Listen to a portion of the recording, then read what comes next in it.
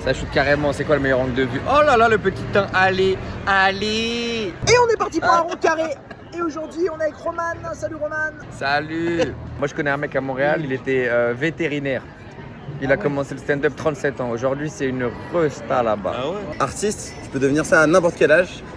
Dans l'autre sens, non. Moi, je retournerais le truc. Je dirais que artiste, c'est un truc qui peut se refouler très longtemps. Dans le sens où je pense que dès le départ, quand tu faisais ses études de vétérinaire, en vrai, tu veux être humoriste. Non, mais alors, le dindon, comment on le fait accoucher? Tu vois? Souvent, il y a des cadres familiaux aussi. Ils se disent d'abord, fais-toi un bagage. Parce que là, en termes d'études, on est comment là Moi, j'ai juste le bac. Moi aussi. Pareil. Ah ouais, et toi? J'ai un BTS. Moi. Ça compte pas, ça, si, ça existe. Non, c'était pour mettre la famille à l'abri, quoi. T'as vu, c'était juste des complexes hein, de mecs qui n'ont pas de diplôme. Ouais, c'est ça. Là, j'ai un diplôme de l'École nationale de l'humour. Ah bah ça compte. C'est génial, ils donnent un diplôme quand même. À la fin, ils donnent un diplôme. Ouais. Comme si tu montes ça à une salle, bah forcément, vous avez le droit de faire un spectacle, monsieur. Ou même au public. Mais regardez, si tu fais une blague, elle est pas marrante. Ah si, elle est marrante. Arrête, j'ai un diplôme, donc elle est marrante. Toi, t'avais ça, c'est au Québec que t'avais ça. Ah ouais, à Montréal, ouais. C'est quoi les devoirs que t'as, genre? Tu sais, déjà, t'as des cours vraiment d'écriture de blagues typiques, tu sais, pour les procédés humoristiques. Moi, il y avait un cours où chaque semaine, on devait écrire des roasts sur un de la classe. Ah, c'est trop bien. Et donc toute la semaine, il y a tout le monde qui se chauffe, qui se dit oh là là, toi lundi.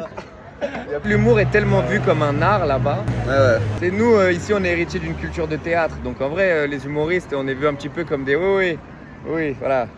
Allez faire votre spectacle là-bas, tu vois. Alors que là-bas, c'est un art, vraiment. Ouais. Et à la fin, tu fais une tournée à la fin des 2 ans. Putain, c'est trop bien.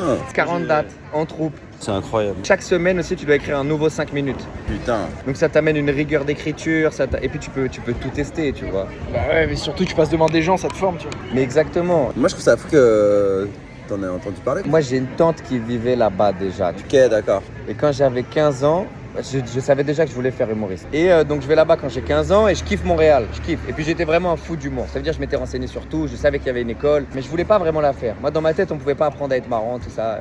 En fait c'est pas ça, on te donne juste un cadre dans lequel tu te perfectionnes, un laboratoire en fait. Ouais, c'est ça. T'apprends pas à être marrant. Des fois, j'ai un peu ce fantasme, même si je kiffe trop mon métier, tu vois, mais de faire. Oh, c'est peut-être cool aussi d'avoir une vie normale et d'être le mec marrant de ta vie normale, tu vois quoi. Ah ouais. Des fois pendant une semaine, tu vois quoi. Mais ça c'est pas la vie normale une semaine. Ouais, ça se voit que t'as plus les repères. Il a plus les repères, lui il veut des vacances inversées. Oui.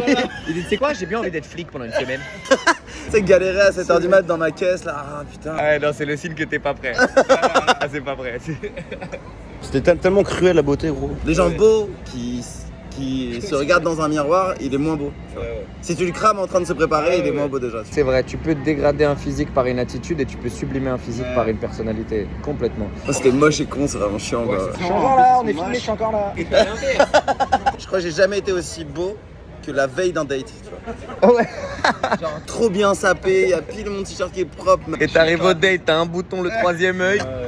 Lendemain de soirée, les 8h du mat, tu cherches un métro, t'as des pupilles, c'est des QR codes. Là, tu croises toute ta famille, les amis, la meuf de tes rêves. Parfois, t'es genre ultra schlag et tout, et je sais pas, mais il y a la magie opère et tu rencontres des gens, tu peux rencontrer quelqu'un comme ça. C'est quand t'as de l'argent, ça. Ouais.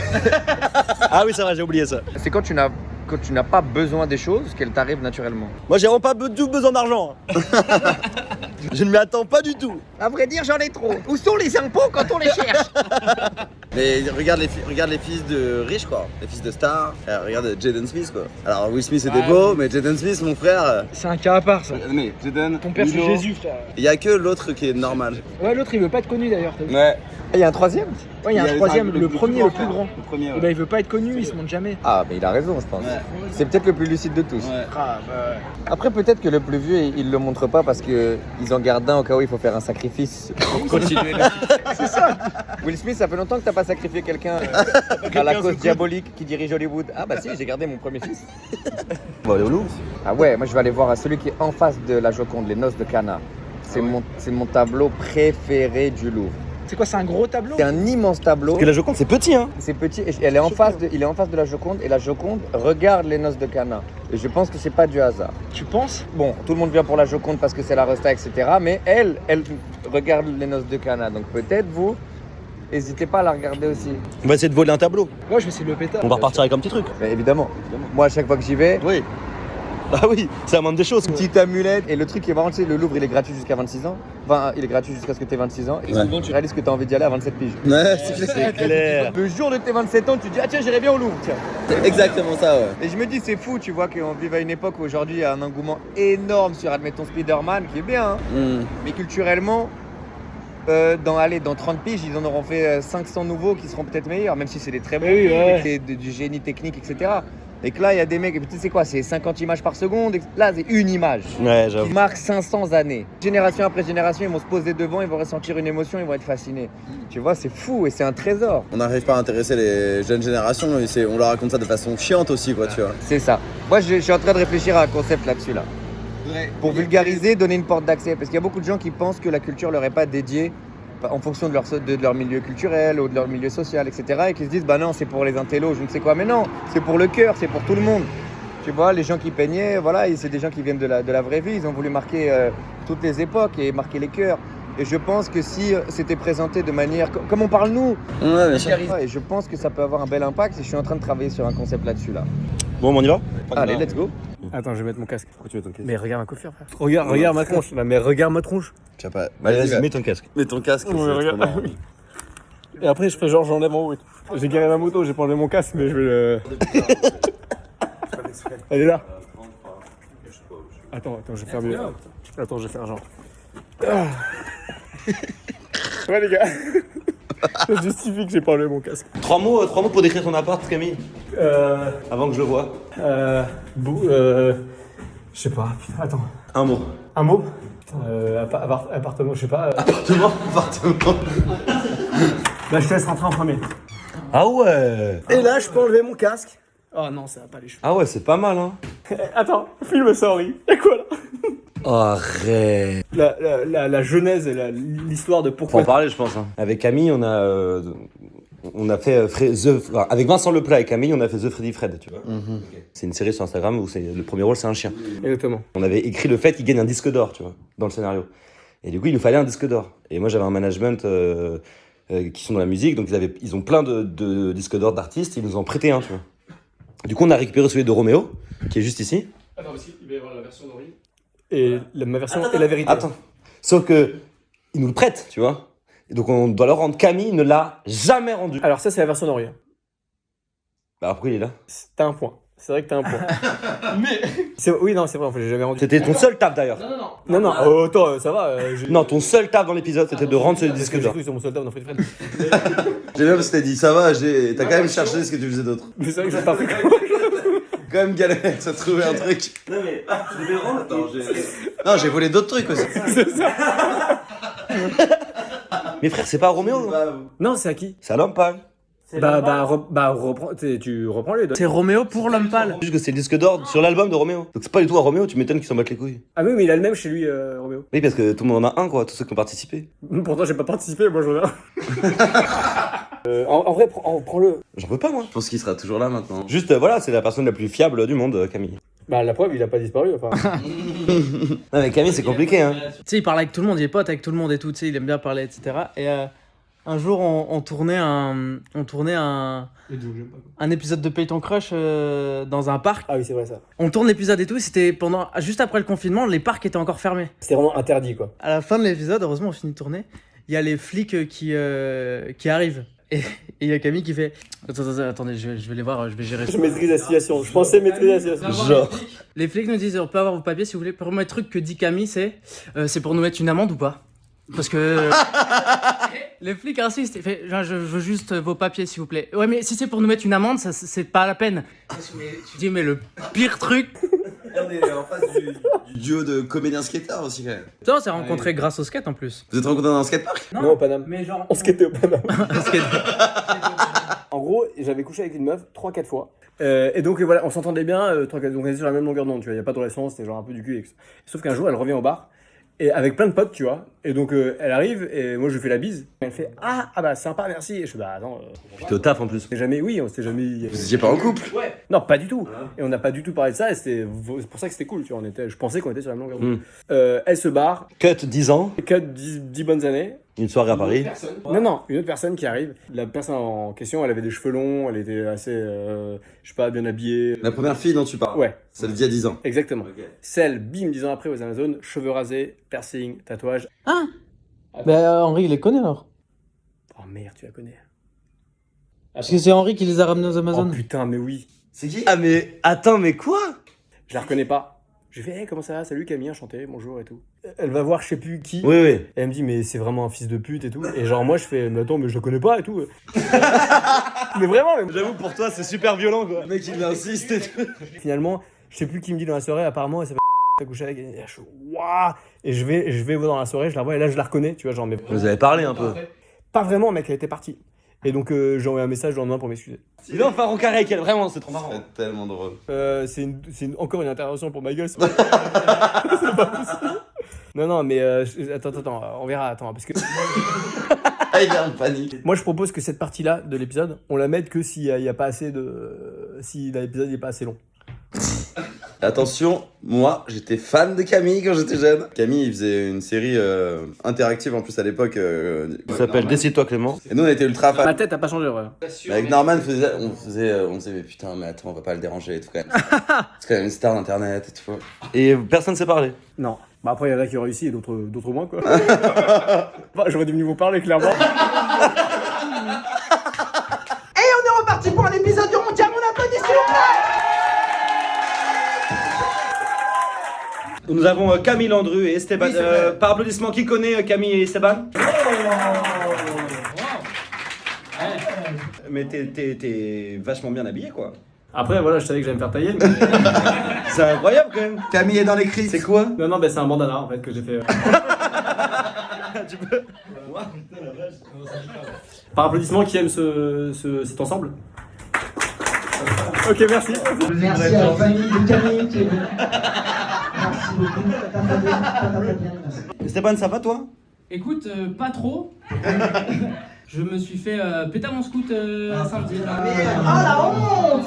Je rentre à Leroy Merlin pour acheter une pile. Je sors de Leroy Merlin 10 minutes après, il n'y a plus de scooter. Et t'as une pile. Et j'ai pas trouvé la pile. C'est vrai? Ça m'a servi à rien du tout d'aller à Leroy Merlin. Vraiment, ça va maintenant, je le vis bien quoi. On est sur ça et sur un cambriolage en plus, non? Ouais, alors en fait. Après, il a enchaîné. Ouais, il me reste que des galères. Et, j'étais chez moi, je dormais avec ma copine. Et à 3h du mat, on entend taper hyper fort sur la porte. Et tu sais, moi je suis pas hyper courageux, tu vois, donc je fais à ma copine, viens, on dort. Et elle, c'est un peu une courageuse, quoi. Donc elle y va, elle descend et elle gueule, elle fait ouais, c'est quoi ce bordel et tout. Mais nous, on était en stress total, quoi. Et les mecs font, il y a plusieurs gars derrière la porte, ils font ouais, c'est les pompiers, vous nous avez appelés. Moi, ma copine, elle fait non, je vous ai pas appelé.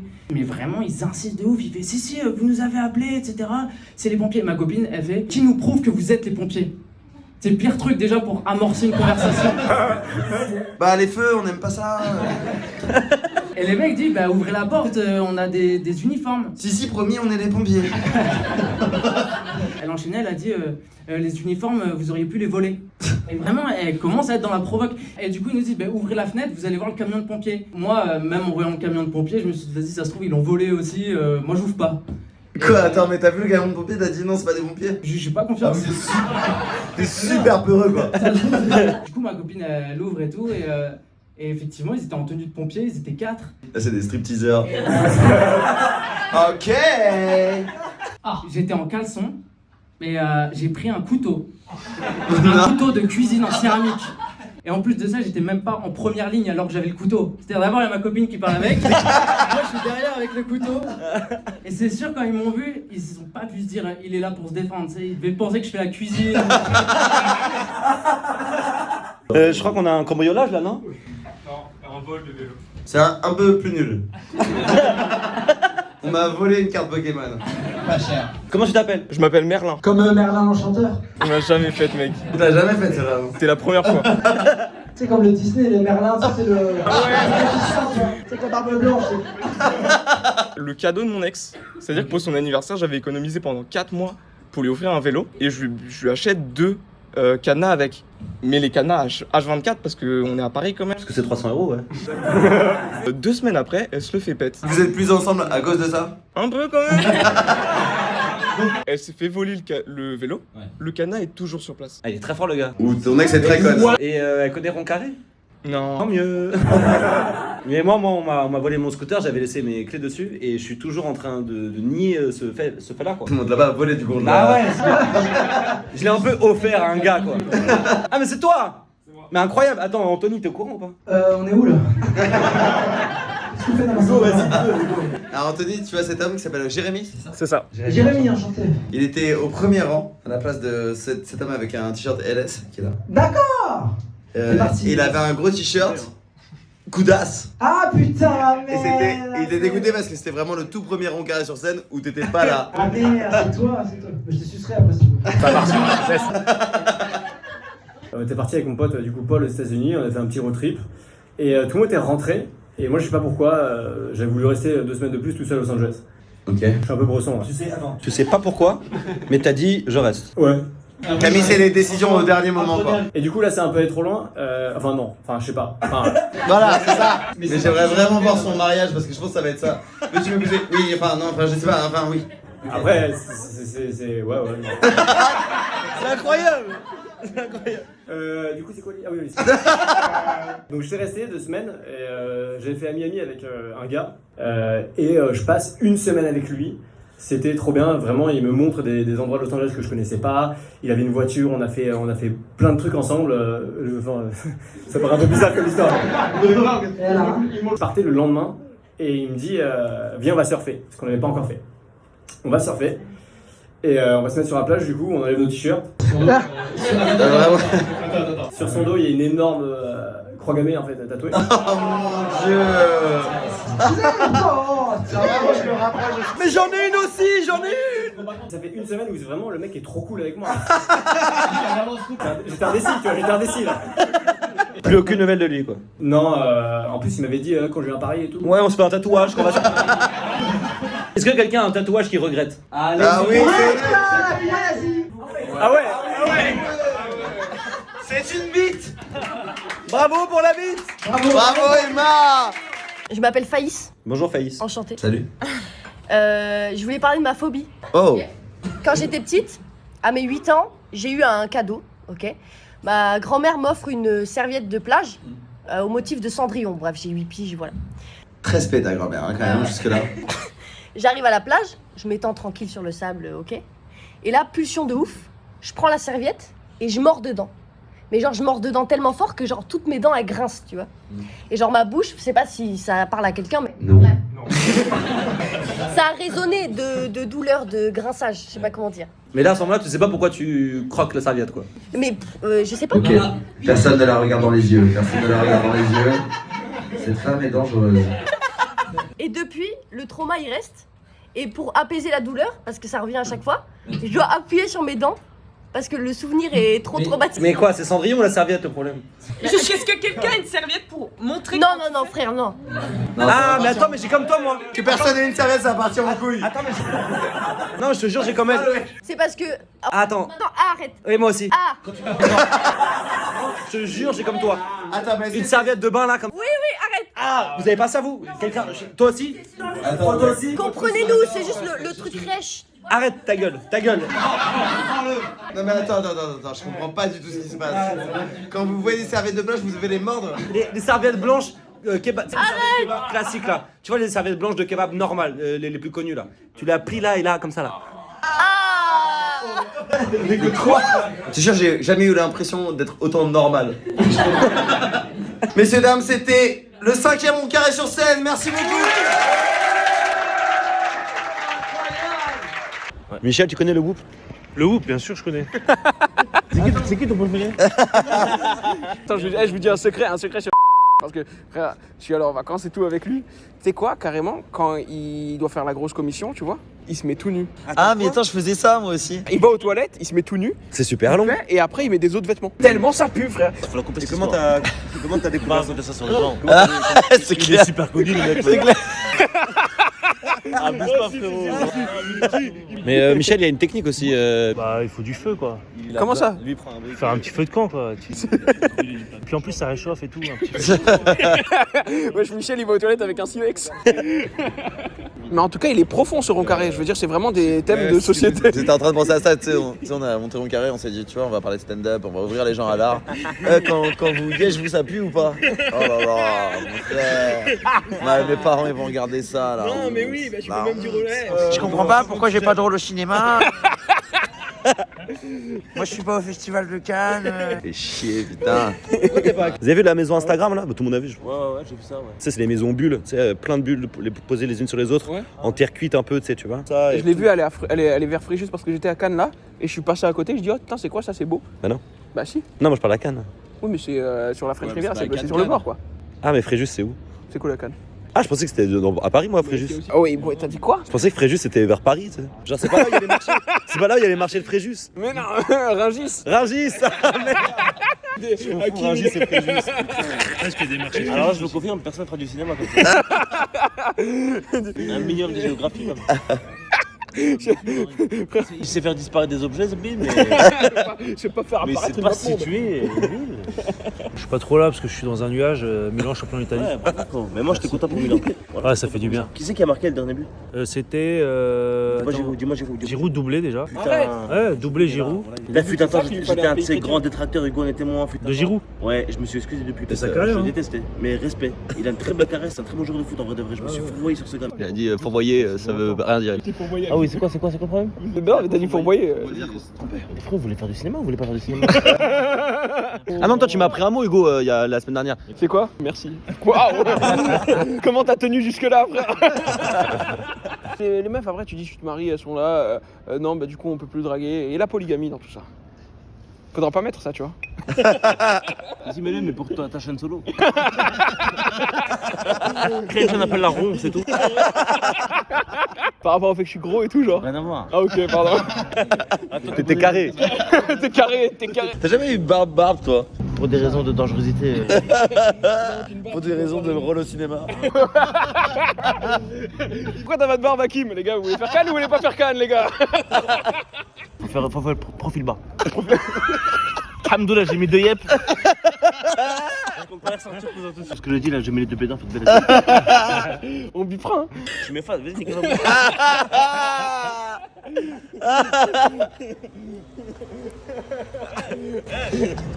Ma vie, elle se passait bien avant de fils de pute. Et bienvenue dans Rond Carré sur scène numéro 6.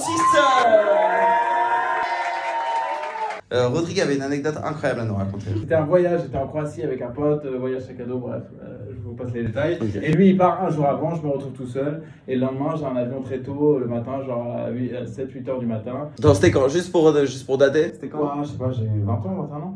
Parce que là t'as 27. Ok. C'était donc il y a 6 ans. Si Yacine, parce que sinon j'étais perdu. Et mon pote il est parti un jour avant, et donc vu que le lendemain matin j'ai un truc très tôt, le plan c'est juste d'aller se coucher à l'auberge de jeunesse comme un gros loser et de faire une nuit de sommeil. Et j'arrive et je croise 2 meufs dans la cuisine qui sont en train de se mettre plein de bière dans la gueule. Ouais. Et c'était l'époque où je suis un peu... genre si tu me dis oh il finit pas son verre, ça me vexe. C'est marrant comment une femme peut détruire la vie d'un homme. Ouais. Et en plus... Oh il prend même pas d'héroïne. Oh le bouffon. Et donc on commence à boire, on se fait une caisse atomique et le lendemain matin je repousse mon réveil, je repousse. Donc là attends, t'es toujours pas en Croatie, j'ai pas compris moi. Là je suis en Croatie et je rentre. Et donc je me réveille, je suis je suis bourré, je suis encore bourré, je suis trop en retard. Et je réalise que même un athlète entraîné dans les bonnes conditions rate le bus. Donc je m'arrête, je me jette. Attends, juste une pause, en retard pourquoi? J'ai pas compris moi ça. Pour prendre un bus pour aller à l'aéroport. Vous l'avez ou Oh c'est juste moi qui ai trop bu en fait. Attends, et petit quiz, dans quel pays est-on son Et c'est un dimanche matin, donc il n'y a personne et je suis en banlieue d'une ville de Split. Et je me jette sur la route et il y a un mec qui me prend, sauf que lui il parle pas anglais, il parle qu'italien et croate et moi je parle ni l'un ni l'autre. Mais j'arrive à lui faire comprendre que dans 2 heures il faut qu'on se dépêche, il me dit ouais t'inquiète et tout, nan.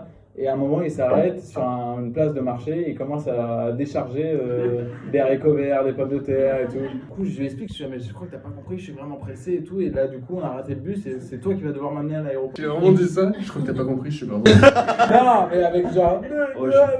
Toujours les ailes. Mais je sais pas comment on arrive à se comprendre, mais on se comprend. Il me dit, je vais t'amener à l'aéroport, mais d'abord, café à la baraque. Rappelez-vous que je suis encore bourré, donc je suis là, c'est ma seule issue. Et donc je suis là, café à la baraque, et à un moment il tourne, on part dans un chemin de terre, et c'est que des maisons avec des champs, c'est que des maisons d'agriculteurs. Et je suis là, attends, Rodrigue, pause, là on est dimanche matin, il est 7h, t'es encore bourré, le mec tu le connais pas. Les maisons elles sont tellement espacées. Tu peux crier à la mort. Il n'y a personne qui va se dire oh, j'entends un mec crier à 3 km, je vais l'aider pour voir ce qui se passe. Non. Juste étonné que tu sois en vie pour attendre. Même moi. Et on arrive chez lui. Et on arrive à sa baraque. Il dit ah oui, au fait, je vais te dire, j'habite dans le garage. Oh waouh. Et c'est la fin de mon histoire. Voilà, après il m'a raccompagné à l'aéroport. Il me dit ah, attends, mais je vais te faire visiter la ferme. Je ne peux pas vous expliquer comment je comprends ce qu'il dit, mais je comprends ce qu'il dit. Et il me dit bah voilà, ça c'est l'allée des poivrons. Je suis d'accord. Il dit ça c'est l'allée des tomates. Je suis d'accord. Et on avance, aller dans une serre, on est dans une serre. Tu fais visiter allée par allée. Je suis là, mais normalement, logiquement, la dernière allée, c'est là où il m'encule et il me tue. Enfin là, et au final, il comprend, il m'amène à l'aéroport et j'ai eu mon avion. Allez. J'ai fait Johannesburg-Tokyo en un peu plus de 24 heures, mais c'était à 12 heures. J'ai fait une demi-journée chez moi, j'ai refait 12 heures. Donc ça fait que les gens ont trouvé ça suspect et je me suis fait contrôler à Tokyo parce qu'ils se disaient attends, tu reviens de Johannesburg et tout ça. Et c'était très marrant parce qu'ils te contrôlent de façon très élégante, c'est-à-dire ils attrapent ta valise. Bon, on a l'habitude de la France, d'accord, ils sont moins élégants. Mais là-bas, ils ouvrent ta valise, ils commencent à sortir tous tes trucs et ils te parlent très poliment. Ils ont des uniformes de douane et tout, hyper cool. Où est-ce que vous étiez? J'étais à Johannesburg. D'accord, pourquoi vous étiez en Afrique du Sud? En fait, je suis un comique. Et là, vraiment, il y a une pause et il fait comedian. Et il a appelé son pote, il dit comedian de c'est oui, il part avec moi. Et en fait, il a dit ah ouais, tu fais des blagues et tout, tu fais des vannes. Et j'étais là ouais, super. C'est devenu un peu mes potos japonais. Et j'ai tout remis en place exactement comme c'était. La morale, c'est si vous transportez de la drogue, dites que vous êtes comique. Apparemment, il fouille ta valise quand même, quoi. Oh il fouille la valise. Moi, franchement, il re-range la drogue. Mais je te jure.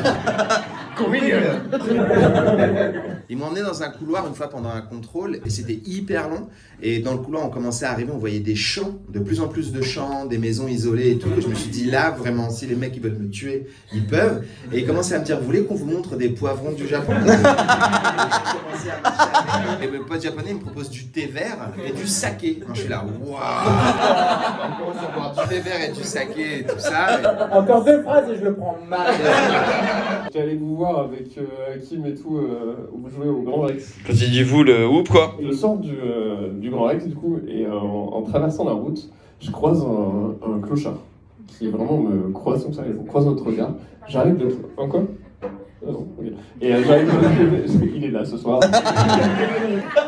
Et j'arrive de l'autre côté de la route et j'entends un grand bruit et je me retourne et je vois vraiment le mec, le sans-abri, du coup s'est pris une voiture. Il y a une meuf qui a rigolé quand même. Est-ce que ça va et tout? Et le mec fait ouais, ça va. Et le pompier, je lui fais bah ouais, apparemment ça va. Il fait ouais, mais est-ce qu'il est sous? Et je fais oui, il est. Et le pompier me dit ok, on va arriver dans genre 30 secondes, 1 minute. Il me dit ça. Ah, ils sont pas encore là, ok. Il me dit on arrive dans 30 secondes, 1 minute, juste dites-moi, est-ce qu'il saigne? Et je regarde le gars et tout, encore une fois, le mec, il commence, sa chemise un peu ouverte, et je vois une tache rouge, je vais vraiment faire genre... Waouh. Et ça commence à couler sur le corps et tout, mais je regarde le gars, il était serein. Les pompiers arrivent, ils descendent du truc et tout, ils nous poussent un peu sur le côté, ils retournent le gars, et le gars, mais il avait un smile, mais vraiment, il passait, c'était un très bon moment pour lui, tu vois. Genre, c'est comme dans les films, il arrache sa veste comme ça, et je vous jure que c'est vrai, il arrache sa veste, et le mec, il avait scotché sur son ventre un sac de betterave. Je file. Les amis, On dit au revoir à Yacine Bellouz, du bruit pour Yacine. Ah, on a une main levée. Tu t'appelles comment? Mia? Du bruit pour Mia, s'il vous plaît, du bruit. Et Mia, tu remportes un iPhone aussi, bien sûr. C'est quoi, c'est une anecdote de voyage ou pas? C'est une petite anecdote, mais ouais, c'était en Australie. Donc j'ai vécu 2 ans là-bas. Et en Australie, j'étais avec un visa vacances-travail. Je suis désolée, je suis un peu tremblante. Bah, ça, c'est la honte, hein, franchement. Je voulais étendre mon visa d'1 an en plus, et pour le faire, faut travailler 3 mois dans une ferme. Ça commence à me plaire, hein, ce qui se passe. Surtout, on arrive aux légumes, nous. Du coup, je travaille dans le vignoble et de temps en temps, j'aide au restaurant. Donc, je suis en train de faire le service. Et tout d'un coup, il y a un client qui m'attrape le bras et qui me montre un truc à l'extérieur du restaurant. Et donc, je fais un regard comme ça, je fais ça, et là, je vois un lézard d'1m50, 80. Attends, c'est un dinosaure, ça. 1m50 1m50, 80. Ouais. Je le vois, je décide de le prendre, de l'attraper par la queue. Donc, il y a tout le monde qui crie. 1m50 et tu l'attrapes par la queue? Bah, attends, t'es marseillaise, il fait 1m50, tu attrapes par la queue normale. Non, attends. Il y a la vidéo, ça, c'est une vidéo qui est assez tournée. Attends, ça t'a buzzé? Attends, t'es une star, hein? La vidéo, elle est maintenant. Ah ouais!